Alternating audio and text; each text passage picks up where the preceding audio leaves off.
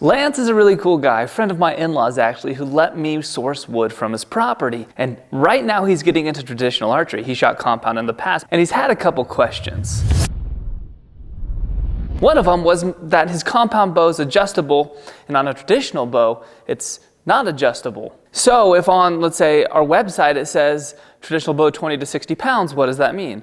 Well, that means you can choose any poundage in between the 20 and 60 pounds, but with a traditional bow, it's going to be locked in at that poundage. Now, the big major difference here from a compound bow to a traditional bow is we don't have cam systems. So as we pull back a traditional bow, the poundage increases all the way back to full draw. Whereas on a compound bow, it increases and then there's a let off to allow you to get to full draw. And there could be a 60 or 70% let off, meaning 70% of the full poundage is reduced at full draw, where we have 100% of the full poundage at full draw with a traditional bow. So if a bow is too heavy for you to shoot comfortably for a long period of time, you may need to go down in poundage. I've got an entire video coming out covering the 27 things for beginners in traditional archery soon, hopefully. So when you're shooting a traditional bow, think of it almost as a completely different sport than a compound bow. The same amount of distances you should not expect out of a traditional bow from a compound bow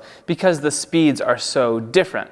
It would be like shooting a pistol versus a rifle or something, completely different tools, and so you can't expect the same results with different tools. So if you have a friend shooting a compound bow or you shoot your compound bow out to 50 yards, it's going to be really hard to be accurate at 50 yards with your traditional bow. The heavy poundage compound bows can actually shoot about twice the distance if you were to shoot it really far in the air than most common traditional bows. So your expectations do have to change, and what is a 15-yard shot with a traditional bow could be equivalent to a 30 or a 35-yard shot with a compound bow in difficulty level of getting within the same distance on the target. So back to Lance's question, how do you determine what specs to get for a traditional bow? The first thing is the shape of the bow. A recurve bow in general will be a little bit faster than a long bow or a reflex-deflex bow like this one. So if your goal is speed, a recurve bow could be nice, but it can have a little bit more vibration. If you're wanting something super comfortable to shoot,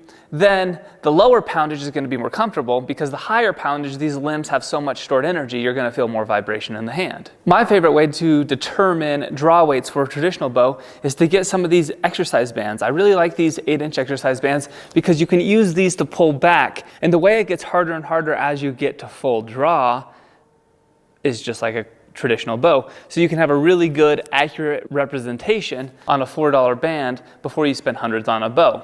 So you can see the poundage. A lot of these have the poundage on the bands, or you can just measure the poundage. So by grabbing one of these scales and pulling it back can tell you what the poundage is. So here, I'm only at 10 pounds. This black one, on the other hand, is much stronger.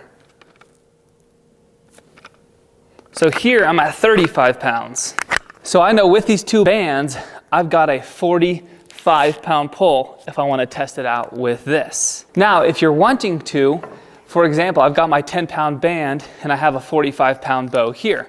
So if you would like to see if you're ready for a heavier poundage bow, you can put one of these bands around your bow, and effectively, I just pulled back a 55-pound bow. So this is where it would get hard, is if I grab this 35-pound band, throw it on my 45-pound bow. So now I'm getting up to 70 pounds, and now it's getting a lot harder for me. But a good starting point is to test out with a couple of these exercise bands. Your gym probably has them. If not, you can get a full pack of these really cheap. Another great way to test out the poundage is just to take your compound bow poundage and cut it in half. And that's going to be pretty good for a traditional bow because, again, you have to hold that full poundage at full draw. Last way is definitely check out, see if there's any local archery shops in town. Lots and lots of archery shops are super awesome people, and they will allow you to come in and test out different bows, and they even have specific bows lots of times set aside for finding out what poundage you need. The other thing to keep in mind with poundage is that the poundage will be different than what the bow says based on your draw length. So if you have a 25-inch draw length, the bow is going to tell you its poundage for a 28-inch bow.